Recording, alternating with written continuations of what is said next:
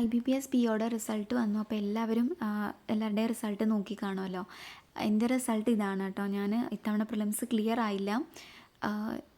എങ്ങനെയാണെന്ന് എനിക്ക് മനസ്സിലാവുന്നില്ല കേട്ടോ. എവിടെ എന്ത് മിസ്റ്റേക്കാണ് പറ്റിയെന്നുള്ളത്. ഞാൻ 61 അറ്റംപ്റ്റേ കൊടുത്തിട്ടുള്ളൂ. എങ്കിൽ പോലും ക്ലിയർ ആവും എന്നൊരു ഹോപ്പ് ഉണ്ടായിരുന്നു എനിക്ക്.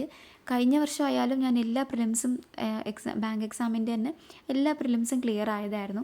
അപ്പോൾ ഇത്തവണ ഈ ഒരു പ്രിലിംസ് ക്ലിയർ ആവുന്നത് തന്നെയായിരുന്നു ഞാൻ വിചാരിച്ചത്. മെയിൻസിന് വേണ്ടി ഞാൻ നോക്കി തുടങ്ങിയിട്ടും ഉണ്ടായിരുന്നു. എനിക്ക് മനസ്സിലായില്ല ഏത് സെക്ഷനാണ് എനിക്ക് നെഗറ്റീവ് വന്നിട്ടുണ്ടാവുക എന്നുള്ളതൊന്നും മനസ്സിലാവുന്നില്ല. അതിന് നമുക്ക് സ്കോർ കാർഡ് വന്നു കഴിഞ്ഞിട്ടേ നമുക്ക് അറിയാൻ പറ്റുള്ളൂ. അപ്പോൾ എന്തായാലും എക്സാം ക്ലിയറായ എല്ലാവർക്കും കൺഗ്രാറ്റ്സ്. നല്ല പോലെ തന്നെ മെയിൻസ് നോക്കുക. ഇനി നമുക്ക് കുറച്ച് ദിവസമേ ഉള്ളൂ മെയിൻസിന് വേണ്ടിയിട്ട്.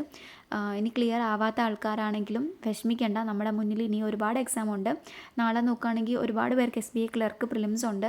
അത് കഴിഞ്ഞ് പിന്നെ നമുക്ക് IBPS ക്ലർക്ക് പ്രിലിംസ് വരുന്നുണ്ട്. പിന്നെ RRB PO, RRB ക്ലർക്ക്, അങ്ങനെ എക്സാമൊക്കെ നമ്മുടെ മുന്നിലുണ്ട്. ഈ ഒരു പ്രിലിംസ് ക്ലിയർ ചെയ്യാത്തതിൻ്റെ വിഷമം എന്തായാലും ഉണ്ട്.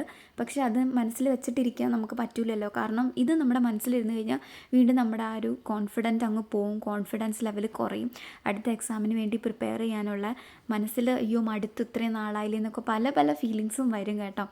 അപ്പോൾ അതൊന്നും ഓർക്കണ്ട. കാരണം ഇനി നമ്മുടെ മുന്നിൽ ഒരുപാട് എക്സാം വരുന്നുണ്ട്. അപ്പോൾ അതിന് നന്നായിട്ട് പ്രിപ്പയർ ചെയ്യാം കേട്ടോ. ഓക്കെ.